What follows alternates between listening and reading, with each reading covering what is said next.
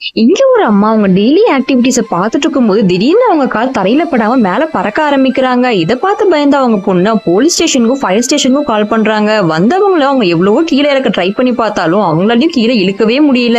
இப்படியே கொஞ்ச நாள் போக போக இப்ப அந்த அம்மாவோட தலை சீலிங்ல இடிக்கிற அளவுக்கு இப்ப மேல போயிடுறாங்க. அந்த இடத்துல வந்து ஒரு சயின்டிஸ்டும் நீங்க புவியீர்ப்பு விசை இல்லைன்றதுனால நீங்க நேரம் மேல போயிட்டே இருப்பீங்க, இதுக்கு எங்க கிட்ட எந்த சொல்யூஷனுமே இல்லைன்னு சொல்லி கைவிட்டுட்டு போயிடுறாங்க. இன்னும் கொஞ்ச நாள் போக போக இப்போ அந்த அம்மா சீலிங்கை உடைச்சிட்டு அதை தாண்டி இப்ப அந்த ஃபர்ஸ்ட் ஃப்ளோருக்கே போயிடுறாங்க. இதை பார்த்து பயந்து அவங்க ஹஸ்பண்ட் எங்க நம்ம வைஃப் ஆனவங்க விட்டு போயிருவாங்களோன்னு சொல்லி பயந்து இப்ப அவங்க கால்ல ஒரு கயிறை கட்டி அவங்க இன்னும் மேல போகாத மாதிரி டைட்டா புடிச்சுக்கிறாங்க.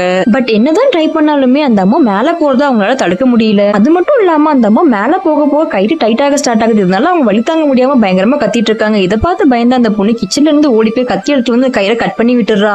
இன்னும் கொஞ்ச நாள் போக போக இப்போ அந்த அம்மா வீட்டை விட்டே வெளியே பறந்து வந்துடுறாங்க. இப்ப அவங்க கிட்ட பேசணும்னா கூட ஒரு கிரேன் வண்டியை வர வச்சு அது என்னதான் பேசுற மாதிரி இருக்கு. எப்படியும் தன்னோட அம்மா தன்னை விட்டு போயிருவாங்கன்னு தெரிஞ்சுக்கிட்டு அந்த பொண்ணு இப்ப அந்த அம்மாவுக்கு தேவையான பொருள் எல்லாம் ஒரு பேக்ல போட்டு கொடுக்குறாங்க. அது மட்டும் இல்லாம அவங்க ஹஸ்பண்டும் அந்த வைஃபை பிரியறதுக்காக ரொம்பவே ஃபீல் பண்றாங்க. கொஞ்ச நேரத்துல இப்ப அந்த அம்மா வீட்டை விட்டு ரொம்ப தூரம் பறந்து வந்துடுறாங்க. அவங்களுக்கு போர் அடிக்காம இருக்கிறதுக்காக சுடோகு விளையாடுறது, வேடிக்கை பார்க்கறது, அவங்க வீட்டுக்கு கால் பண்ணி பேசணும்னு சொல்லி என்னதான் பண்ணிட்டு இருந்தாலுமே இந்த நிலைமை அவங்களுக்கு ரொம்பவே கஷ்டமா இருக்குது. இன்னும் கொஞ்ச நாள்லயே அந்த அம்மா இப்ப மேகத்தெல்லாம் தாண்டி ரொம்ப மேல போயிடுறாங்க. அது மட்டும் இல்லாம அவங்க சுவாசிக்க ஆக்சிஜன் இல்லாதனால கீழே இருந்து ஆக்சிஜன் மாஸ்க் கொண்டு வந்திருப்பாங்க. அதை வச்சுதான் இப்ப அவங்க சுவாசிச்சுட்டு இருக்காங்க. எப்படியும் இன்னும் கொஞ்ச நேரத்தை தான் இறந்துருவோம்னு தெரிஞ்சுட்டு அந்த அம்மா இப்ப அவங்க ஃபேமிலி கால் பண்ணி பேசலான்னு சொல்லி நினைச்சு இப்ப அவங்களுக்கு கால் பண்றாங்க. அவங்க ஃபேமிலி கிட்டையும் எப்படியும் நான் கொஞ்ச நேரத்துல இறந்துருவேன், என்னை பத்தி கவலைப்படாதீங்க, நீங்க சந்தோஷமா இருங்கன்னு சொல்லி ஒரு அட்வைஸ் பண்ணிட்டு இப்ப அவங்க பறந்து போன ஒரு ஓட்ட வழியாவே எங்களோட ஆக்சிஜன் மாஸ்க் மட்டும் அவங்க திங்ஸ் எல்லாம் தூக்கி போட்டுறாங்க.